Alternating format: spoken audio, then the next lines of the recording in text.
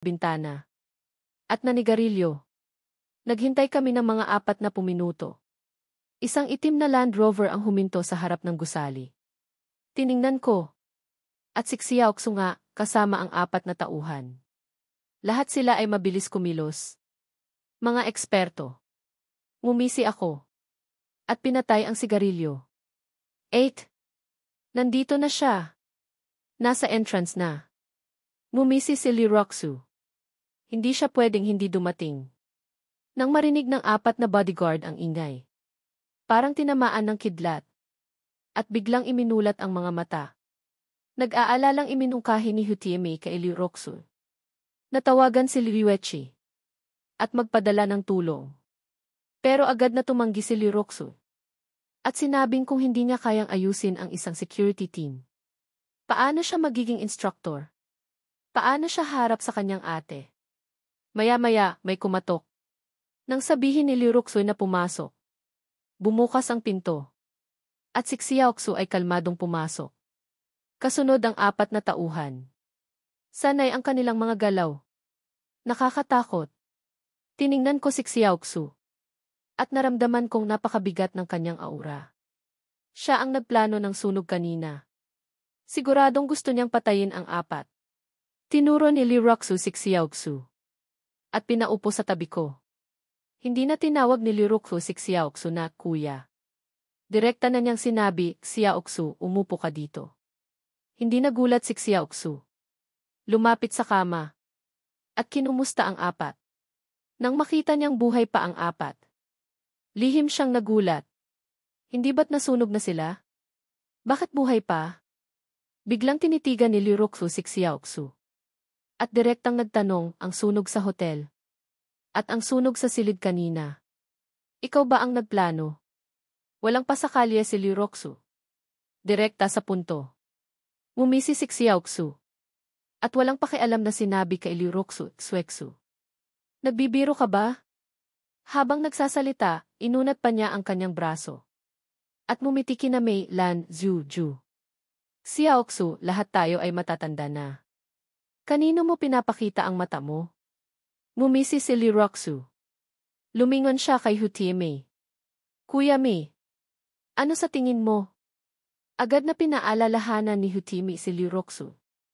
Second Miss, bakit hindi natin tawagan si Miss para mag-usap? Sina Zengilan, Song Jinsu at Ximentriju ay nagmadali ring sumang-ayon. At pinaalalahanan si Liroxu na kausapin ang kanyang ate. Ngunit hindi na tinag si Liroxu. Kaya kong ayusin ito. Wala nang nagawa si Hutieme. Napabuntong hininga at sinabi kay Xiaoxu, Xiao. Sinabi na namin sa second miss ang tungkol sa pagsuhol mo sa amin. Magkamag-anak kayo. Walang puwang sa puso ni na miss at second miss. Umamin ka na lang. Nang marinig ito ni Xiaoxu, biglang nanigas ang kanyang ngiti. At may bahagyang galit sa kanyang mga mata. Ngunit, lumingon siya kay Liroxu. At may ngiti sa mukha. Xuexu. Huwag kang magbiro, okay? Seryosong sinabi ni Liroxu, hindi ako nagbibiro. Sinabi nilang sinubukan mo silang suhulan para saktan ang ate ko. Biro ba yan? Lalong nanigas si Xiaoxu. Tiningnan si Liroxu at ang 4. Nalaman niyang mabubuko na siya, pero hindi pa rin siya sumuko. Sabi niya kay Liroxu, Xuexu. Naniniwala ka ba kay Hutieme o sa akin? Agad na sinabi ni Liroxu, naniniwala ako kay Hutieme. Nagtanong ulit si Xiaoxu, ibig sabihin, kung sabihin kong sinuhulan ako. Para saktan ang ate mo.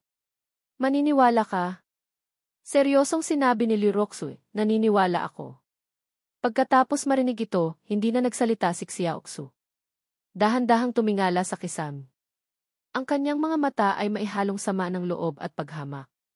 Pagkatapos ng matagal na katahimikan, nagsalita si Xiaoxu, Liroxu.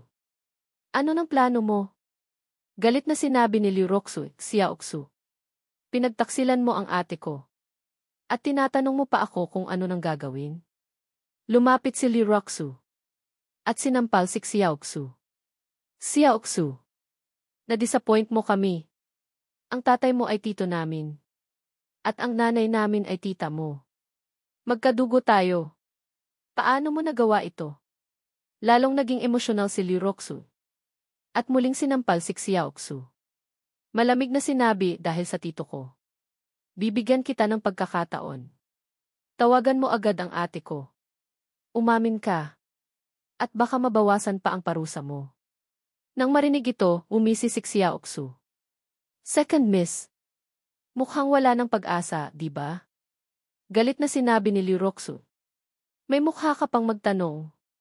Itinaas niya ang kanyang kamay at sinampal si Xiaoxu. Biglang. Hinarang ni Xiaoxu. Malinis at mabilis. Pagkatapos ng tunog na iyon, napaurong si Liu Roxu sa sakit. At nakita niyang namumula ang kanyang kamay.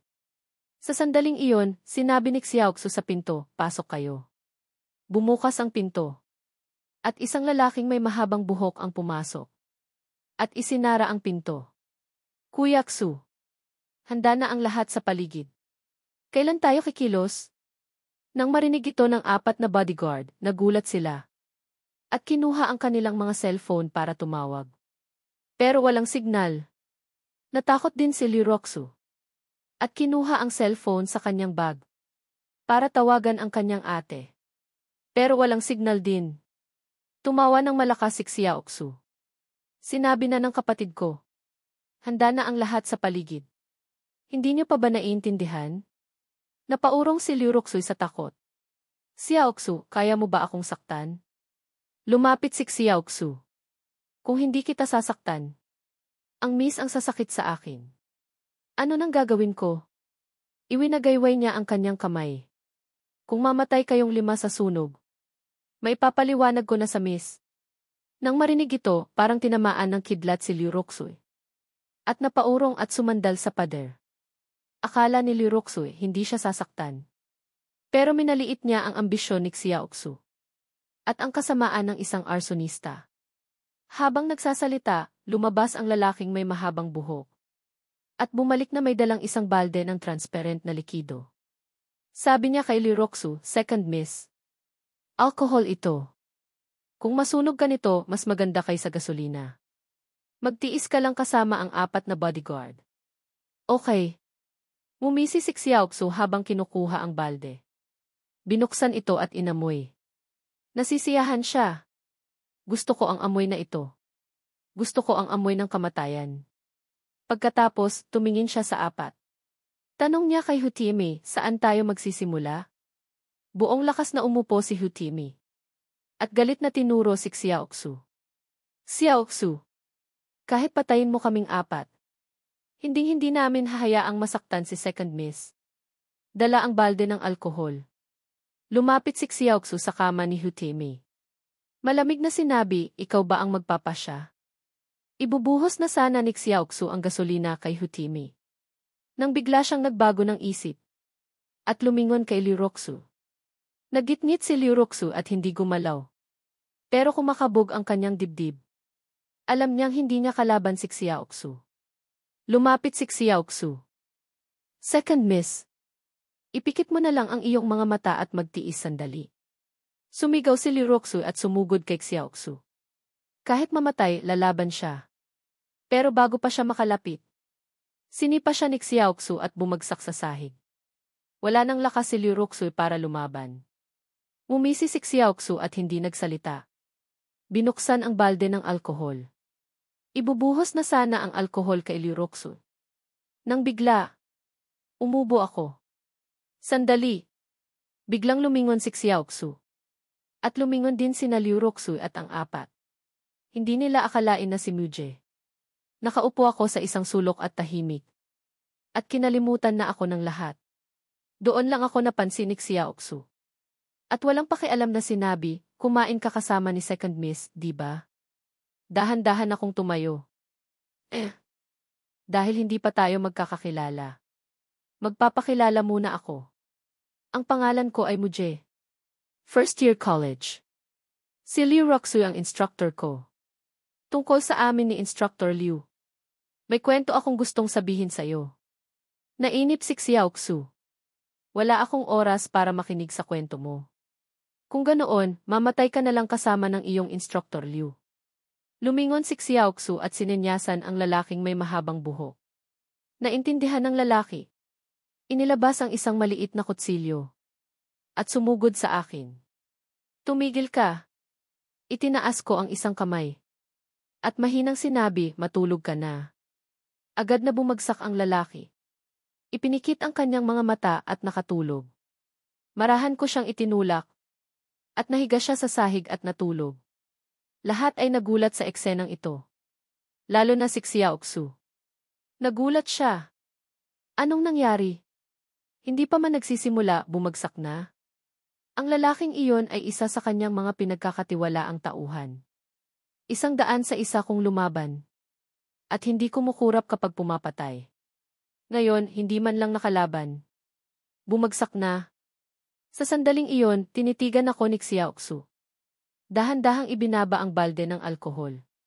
At dahan-dahang lumapit sa akin. Ang enerhiya ay mabilis na kumalat sa silid. Sumigaw si Liroxu, Muje, takbo.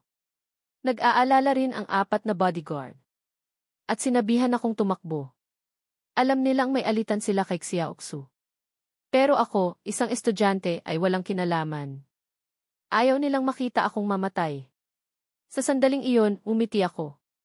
At iniunat ang aking mga kamay kay Xiaoxu. Huwag kang kabahan. Baka pwede pa tayong mag-usap. Galit na sumugod si Xiaoxu. At sumigaw, mamatay ka. Ang kanyang malakas na suntok ay tumama sa aking mahahalagang bahagi. Mabilis. Ipinikit ni Liroxu at ng mga bodyguard ang kanilang mga mata. Ayaw nilang makita ang trahedya. Kung hindi ko maiiwasan ang suntok na ito, tiyak na masisira ang mukha ko.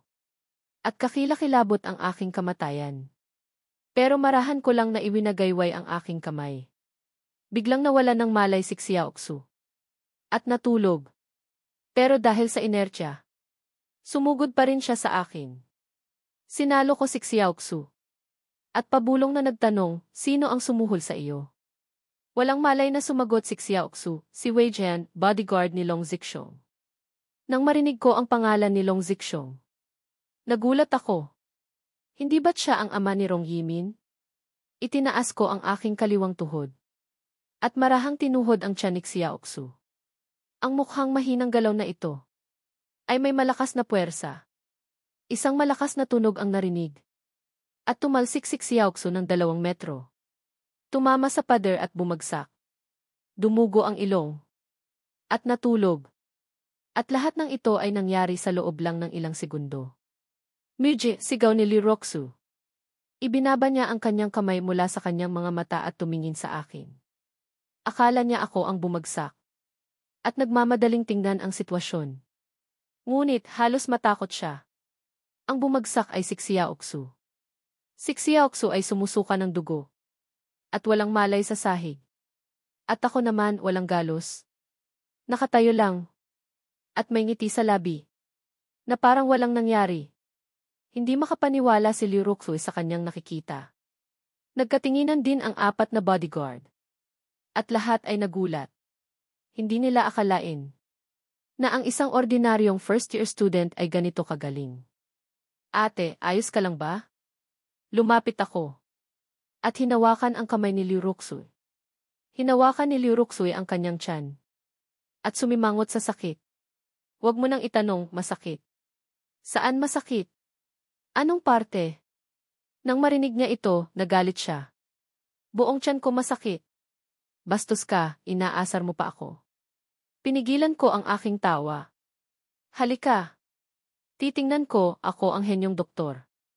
Marahan kong minasahe ang kanyang tiyan. At agad na naramdaman ni Liroxu ang isang mainit na agos. At nawala ang sakit. Napuno siya ng ginhawa. Dahan-dahan niyang ipinikit ang kanyang mga mata. At parang kinalimutan na may mga tao pa sa paligid. Sa sandaling iyon, umubo ang nakatayong si Hutime. Second Miss. Dapat ba nating tawagan si Miss? Para sabihing ligtas na tayo? Nang marinig ito ni Liroxu, bumalik siya sa sarili. Nang magising siya, nakita niyang nasa tiyan niya ang kamay ko. At sinuntok niya ako sa balikat. Anong ginagawa mo, Muje? Wala akong sinabi. At tumingin kay Hutime.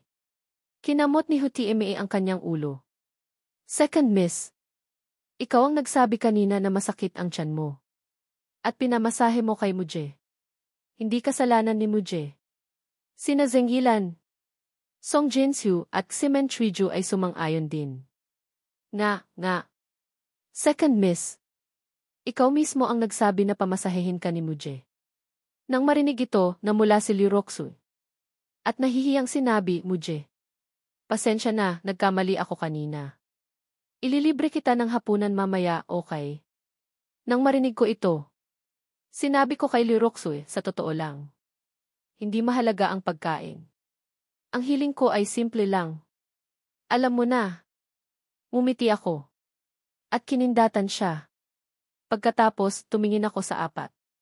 Naintindihan ni Hutieme ang ibig kong sabihin. At agad na tumulong. Nga, second miss. Iniligtas kami ni Muje. Ano pa ang sasabihin mo? Nang marinig ito, lalong namula si Liu Roxu. Alam niya kung ano ang gusto kong marinig. Pero nahihiya siya. O hindi pa handa para sabihin iyon. Yumuko si Liu Roxu at nahihiyang sinabi, ano? Muje, hindi angkop ang lugar na ito para sabihin iyon. Bakit hindi mamayang gabi pagkatapos kong makilala ang ate ko? Maghanda ako ng angkop na lugar, okay? Nang marinig ko ito, ayoko nang pilitin si Liu Roxu. At pumayag. Sige, walang problema. Medyo excited ako para sa mamayang gabi. Sa sandaling iyon, inilabas ni Liu Roxu ang kanyang cellphone.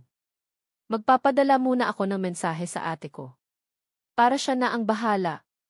Sa sandaling iyon, pumunta ako sa bintana. At tiningnan ang sitwasyon sa ibaba.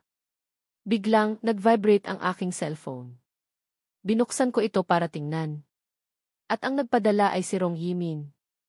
Muje, nag-book ako ng kwarto sa Jujiang Hotel. Pwede ka bang pumunta? Nagtataka ako. Nag-book ng kwarto sa Jujiang Hotel?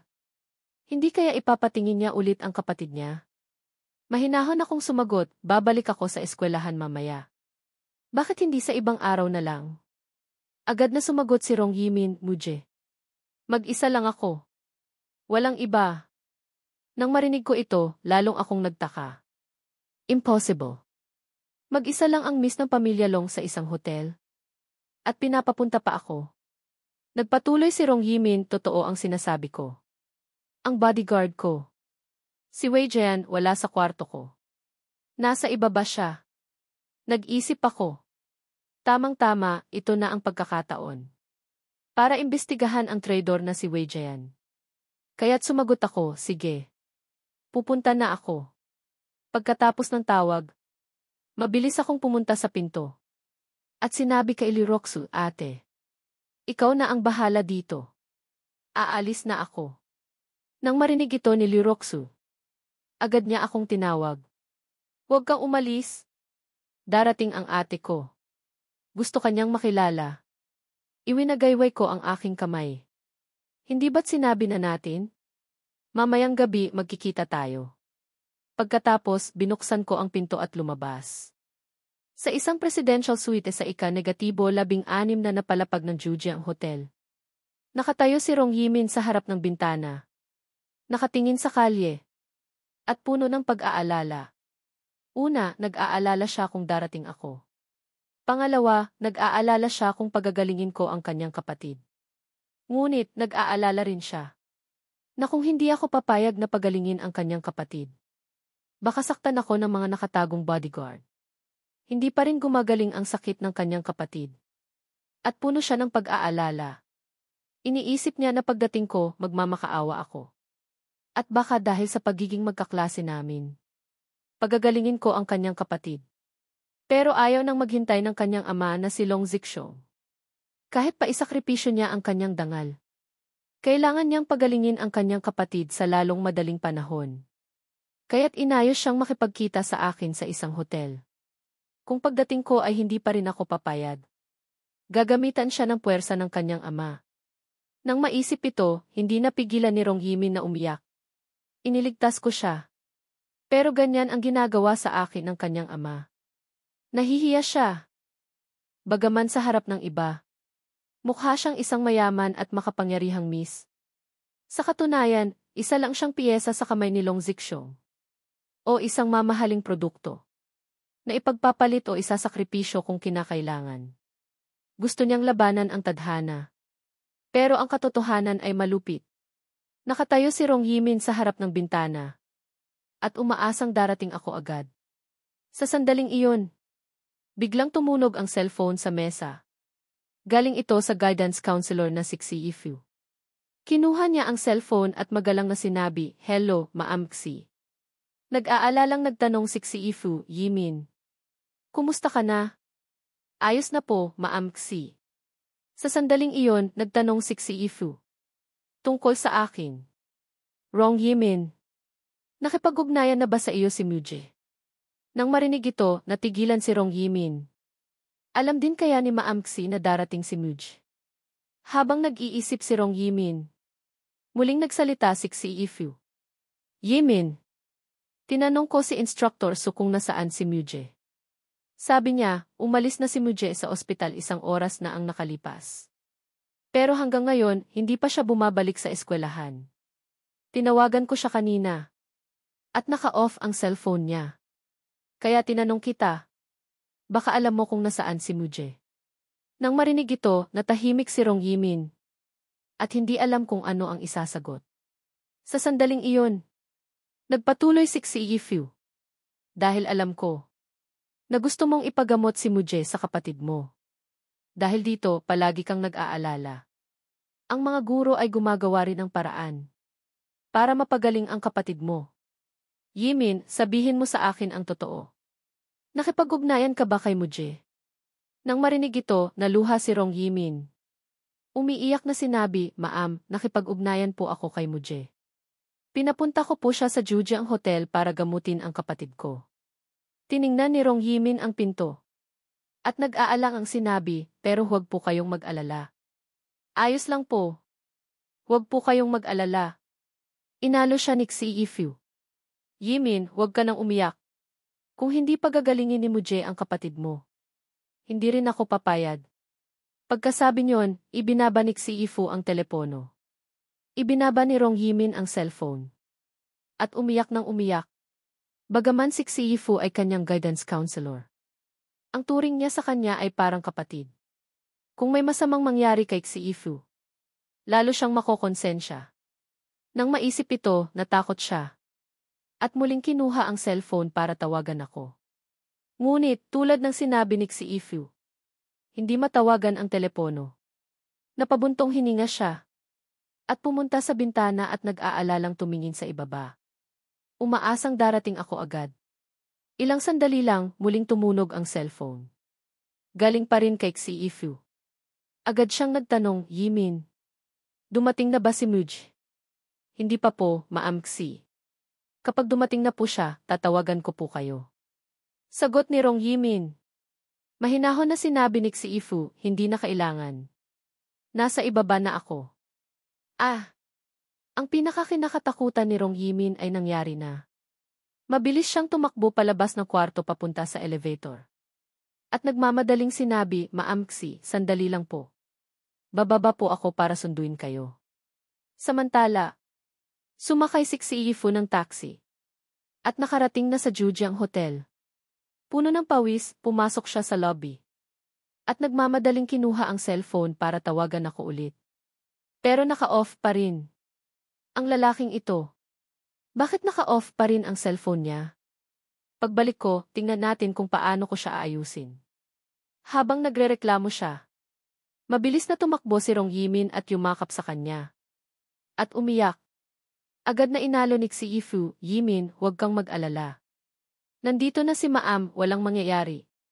Marahang tinapik ni Xi Yifu ang balikat ni Rong Yimin. At nang makitang umiiyak si Rong Yimin, naawa siya. Pinunasan niya ang kanyang luha. Pagkatapos, magkahawak kamay silang sumakay ng elevator papunta sa presidential suite. Dinala ni Rong Yimin si Xi Yifu sa kwarto. At pinunasan ang kanyang luha. "Ma'am Xi, uminom po muna kayo ng tsaa." Unang beses ni Xi Yifu na makapasok sa ganitong marangyang suite. At hindi niya napigilang tingnan ang paligid. Napabuntong hininga siya. Ang mundo ng mayayaman, ay hindi kayang isipin ng ordinaryong tao. Ngunit hindi pa man nakakaupo si Ifu. Bumukas ang pinto. At nang tumingala si Rong Yimin, nakita niya si Wei Jian. Sa likod niya, may dalawang matipunong lalaki. Malamig niyang sinabi, bakit ka pumasok nang hindi kumakatok? Hindi pinansin ni Wei Jian si Rong Yimin. At walang emosyon na lumapit kay Xi Yifu. Sininyasan niya si Xi Yifu. Miss, pakiusap, pumunta ka sa kabilang kwarto. Nang makita ang masamang intensyon ni Wei Jian, agad na pinrotektahan ni Rong Yimin si Xi Yifu. At sumigaw, Wei Jian. Anong gusto mong gawin? Siya ang guidance counselor ko sa universidad. Walang emosyon si Wei Jian. At mahinahong sinabi, Miss. Wala akong masamang intensyon. Alam mo na kung ano ang susunod na gagawin, hindi ba? Makakaistorbo lang siya dito. Sininyasan ni Wei Jian. At lumapit ang dalawang matipunong lalaki kay Xi Yifu. Nang makita ito ni Rong Yimin, sumigaw siya kay Wei Jian. Alam mo ba kung sino si Maam Xi? Kaibigan siya ni Muje. At kapitbahay na ate pa niya. Kung sasaktan mo siya, hindi ka niya patatawarin. Walang pakialam pa rin si Wei Jian. At sininyasan ang dalawang matipunong lalaki na magpatuloy. Paos na ang boses ni Rong Yimin. At umiiyak na sumigaw, anong gusto ninyong gawin kay Maam Xi? Gusto niyo siyang kidnapin? Hindi kayo patatawarin ni Muje. Marahang niyakap ni Xi Yifu si Yimin. At inalo. Yimin, huwag kang matakot. Guro ako sa universidad. Hindi nila ako sasaktan. Pagdating ni Muje, saka natin pag-usapan. Pagkasabi niyon, buong tapang na lumabas si Xi Yifu. At hinarap si Wei Jian at ang mga lalaki. Ngunit, sinundan nila siya at hinawakan ang kanyang braso. At itinulak siya sa kabilang kwarto. At ikinulong. Sa sandaling ito, desperado si Rong Yimin. Muli niyang tinawagan ako, pero naka-off pa rin. Hindi na siya mapakali. Muje, nasaan ka na? Habang nag-aalalang naghihintay si Rong Yimin. Sa unang palapag ng hotel, may dumating na mga hindi inaasahang bisita. Sa unahan, ay isang gwapong binata na may maliit na tirintas. Walang iba kundi ang young master ng pamilya Cheng, si Cheng Hui. May dala siyang 900, 900 at 99 na pulang rosas. At elegante na pumunta sa gitna ng hotel. Ang mga tauhan niya ay mabilis na sumunod. At inayos ang mga tulip sa paligid niya. Sa hugis ng isang malaking pulang bituin. Pagkatapos, lumuhod si Cheng Hui. Hawak ang mga rosas. At may pag-asang tumingin sa taas. Ang mga staff ng hotel at mga babaeng dumadaan ay nagsigawan, wow! Ang romantiko!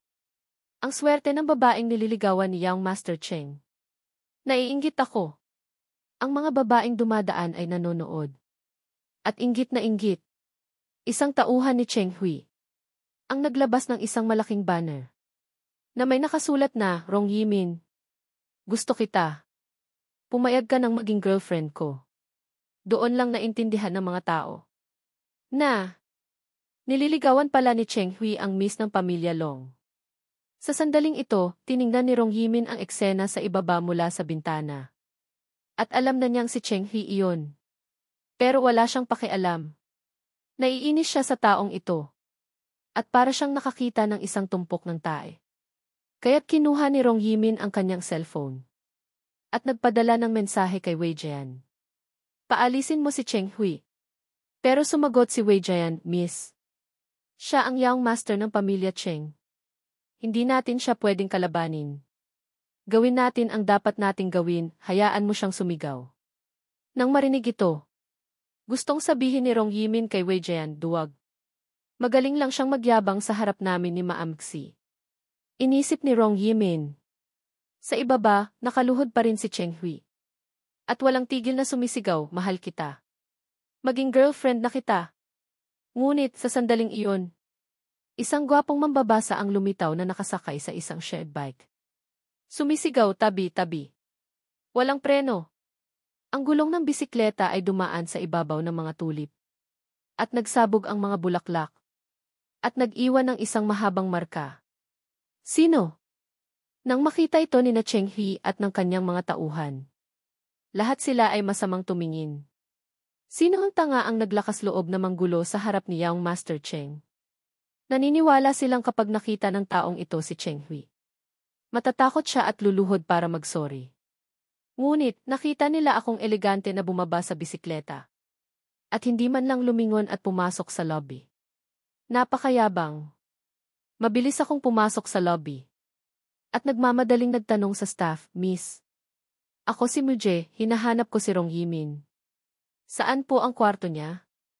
Nang marinig ang pangalan ko, nagkatinginan sina Cheng Hui at ang kanyang mga tauhan. Pagkatapos, sa utos ni Cheng Hui, isang matangkad na lalaki ang sumunod sa lobby. Pero nakapasok na ako sa elevator kasama ang staff. Ang lalaking iyon. Pagkatapos kausapin ang staff na nakausap ko kanina. At tumawag ng ilang beses. Mabilis na bumalik kay Cheng Hui. Young Master. Si Muji ay isang first-year student sa Modu University. Kaklase ni Rong Yimin. Galing sa isang maliit na bayan. Walang background. Nang marinig ito, ibinaba ni Cheng Hui ang mga rosas. At puno ng galit at sama ng loob ang kanyang mukha. Ngunit, hindi nila inaasahan na pagkatapos ng ilang sandali. Bumalik ulit ako. Isang tauhan ni Cheng Hui. Ang agad na nagsabi, Young Master, tingnan mo. Alam niyang nagkamali siya. Bumalik siya para lumuhod at magsorry. Pagkatapos, ang grupo ni Cheng Hui ay nagsimulang tingnan ako ng may paghamak at naghintay ng aking paghingi ng tawad. Ngunit, hindi nila nakita ang inaasahan nila. Lumapit ako sa mga nasirang tulip. Sinipa ko ang mga ito. At kinuha ang isang bulaklak na mukhang buo pa. At bumalik sa lobby. Tulad ng dati, hindi ko sila tiningnan. Na parang hangin lang sila. Walang galang. Isang tauhan ni Cheng Hui ang hindi na nakatiis. At susunod na sana. Bumalik ka, sigaw ni Cheng Hui. Sa harap ng maraming tao. Paano ako mang-aapi ng isang nobody? Palampasin muna natin siya. Sa lihim, saka natin siya sisingilin. Naintindihan agad ng lalaki ang ibig sabihin ni Cheng Hui. At masamang tiningnan ang aking likod. Sa wakas, nakarating na ako kay Rong Yimin. Nakatayo siya sa pinto ng presidential suite. At sabik na nakatingin sa pasilyo. Nang makita niya akong papalapit, parang nakakita siya ng isang Diyos. At mabilis na lumapit. Sa wakas, dumating ka na. Ngumiti ako. At inabot ang tulip. Yimin. Pinili ko ang bulaklak na ito para sa iyo. Nang makita ito ni Rong Yimin, natawa siya. Huwag ka nang magpanggap. Pinulot mo lang yan sa sahig, di ba? Seryoso kong sinabi. Dahil ang libre ay mahalaga. Umiti siya at kinuha ito. At inanyayahan akong pumasok sa presidential suite. Pagpasok ko sa presidential suite, i-charge ko na sana ang aking cellphone. Nang buksan ko ito, nagulat ako. Nakita kong may higit sa 10 missed calls mula kay Ma'am Xi. Agad ko siyang tinawagan pabalik. Pero walang sumasagot. Tinawagan ko pa ng 2 beses, pero wala pa ring sumasagot. Sa sandaling iyon, ang nakatayong si Rong Yimin ay namula. At nahihiyang tumingin sa akin. Muje, huwag ka nang tumawag. Si Ma'am Xi nandito na siya. Nandito na. Nasaan siya ngayon? Tumingin ako sa paligid. At nagtataka. Tinuro ni Rong Yimin ang pader sa tabi. Nasa kabilang kwarto siya. Sabi niya pagod na siya at gusto nang magpahinga. Agad kong napansin na may kakaiba sa kanyang ekspresyon. At lumabas ako papunta sa pinto. Titingnan ko. Gusto sana akong pigilan ni Rong Yimin. Pero naisip niya na baka saktan si Ma'am Xi. Kaya hindi na siya pumigil at sumunod sa akin. Hindi pa kami nakakarating sa pinto ng kabilang kwarto. Narinig na namin ang boses ni Wei Jian. Masaya akong makilala ka. Ma'am Xi. Ngayon ang pinakamasayang araw sa buhay ko. Bakit hindi mo ako pagbigyan, Ma'am Xi? At maging modelo ko sa pagguhit. Walang pakialam si Xi Yifu at hindi sumagot. Kaya't nagsimulang gumuhit si Wei Jian. Ma'am Xi, huwag ka munang gumalaw. Huwag kang masyadong seryoso. At habang masaya siyang gumuguhit, isang mabilis na katok ang narinig niya. Sininyasan ni Wei Jian ang kanyang tauhan na tingnan. Pumunta ang lalaki para buksan ang pinto. Nang bigla, sinipa ko ang pinto. At tumama ito sa tiyan ng lalaki. At tumalsik siya ng ilang metro. Ang pagsipa na iyon ay nagpagulat sa lahat sa silid. Dahan-dahan akong pumasok. At walang pakialam na sinabi, aba. Pasensya na, ginamit ko ang paa ko para kumatok. Sino nang mag-aakala na masisira ito? Ginamit ang paa para kumatok. Nang marinig ito ni Wei Jian at ng kanyang mga tauhan, lahat sila ay masamang tumingin sa akin. Sa sandaling iyon, tumayo si Yifu at tinitigan ako. Miji, bakit ngayon ka lang? Ilang beses kitang tinawagan, naka-off ang cellphone mo. Umiti ako. Lobat na kasi. Nakasakay ako ng shared bike papunta dito. Pagkatapos, tiningnan ko siya. 8 few. Hindi ka ba nila ginulo? Nang marinig ito, namulasik si Yifu. At yumuko. Aba, huwag mong isipin ang masama sa mga tao. Pumunta muna tayo at tingnan ang kapatid ni Imin. Sa sandaling iyon, biglang tumunog ang boses ng system. Congratulations, host, bagong mission. Sa loob ng 1 minuto, kurutin ang tainga ni si Yifu. Kapag natapos, may gantimpala. Kapag hindi, tatanggalin ang kakayahan ng banal na manggagamot. Nang marinig ko ito, 1,000 kambing ang tumakbo sa isip ko. Ang system na ito, napakasama talaga. Si Yifu ay at ko. Paano ko siya kukurutin sa tainga? Pero kung hindi ko gagawin ang misyon, mawawala ang aking kakayahan bilang henyong doktor. Paano na to? 8 Fury. Agad kong hinawakan ang braso ni si Yifu. At tumingin sa kanyang tainga. Ano ng problema, Muje? Nagtatakang nagtanong si Yifu. Sa sandaling iyon, naisip kong, bahala na. Sabi ko kay si Yifu at Fu.